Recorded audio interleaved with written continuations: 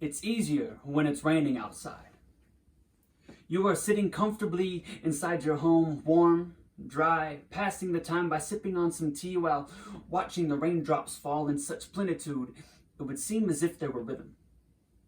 Maybe you watch an episode or four of your favorite sitcom, or flip on the movie you rented on Amazon, or maybe you just stay in bed a little bit longer. It's easier when it's stormy. And any outside plans were put on hold anyway, leaving you ample time to just do as you please inside. It's easier when this was your plan.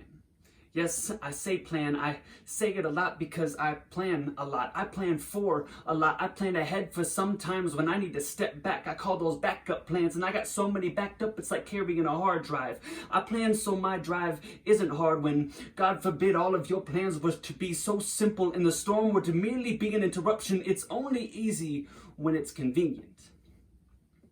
God forbid it would be convenient to describe it as such in the first place when it was never meant to be.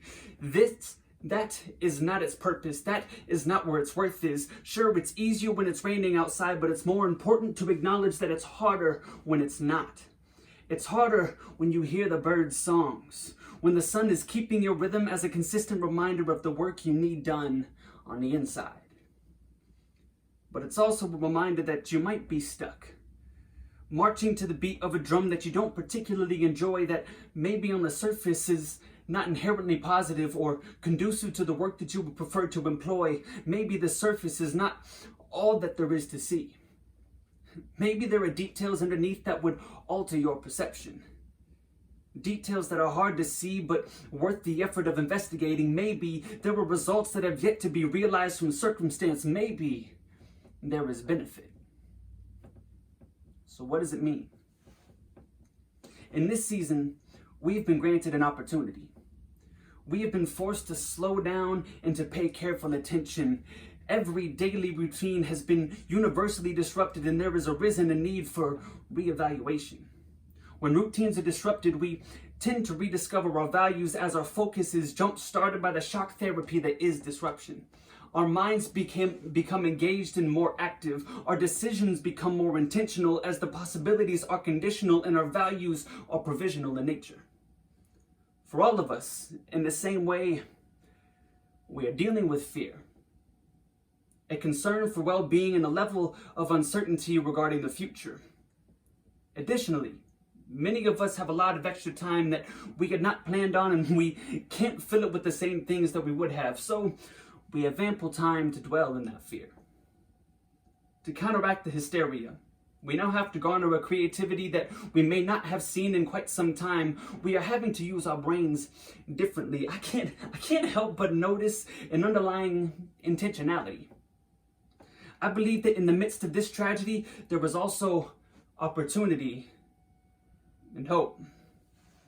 For understand the season that we are in. We are in a season of reflection and gratitude, the greatest sacrifice in history, undoubtedly a tragedy, something that had to occur for reconciliation to become a reality. We celebrate the risen Jesus Christ, but there could not be a rise without his death on the cross, his sacrifice for us, for every person in the world. Has there been no greater event in history that has impacted each person so uniformly? Now, not only have we had to alter each of our daily lives, this is one of the first times in my life that I have realized that there is no place in the entire world that hasn't been impacted in kind. Everyone has been asked to stay inside. Some have been told to do so, all for the sake of prevention, with good reason. But here's what I mean. Every person in the world is now unified under a common modern experience. And every person is unified in a common effort. If we are all committed to distance, then we all have that extra time. In this season, we don't have an excuse.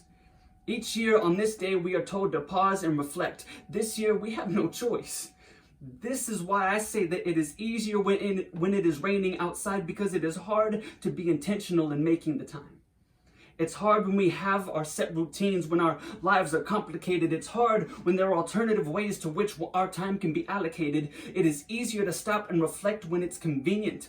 Well, guess what? Here we are. So implement the practice now. in the midst of simplicity to then have the habit later. Once it's a habit, it's a value that supersedes a plan, and that's what it needs to begin. It begins with intentionality. I don't think it was convenient for him to die. And I really don't think his sacrifice was a matter of opportunity, but I believe that God has the ability to reshape all of this to his will.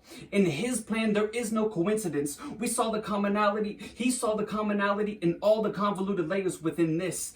While we scrambled to create backups for our plans, he didn't even account for maybes. There were no maybes in his outlook, so it means that there was more beyond what we can see. In that, I find the hope I need to give thanks abundantly. Thankfully, I have plenty of time to do so. So I'm going to use it intentionally.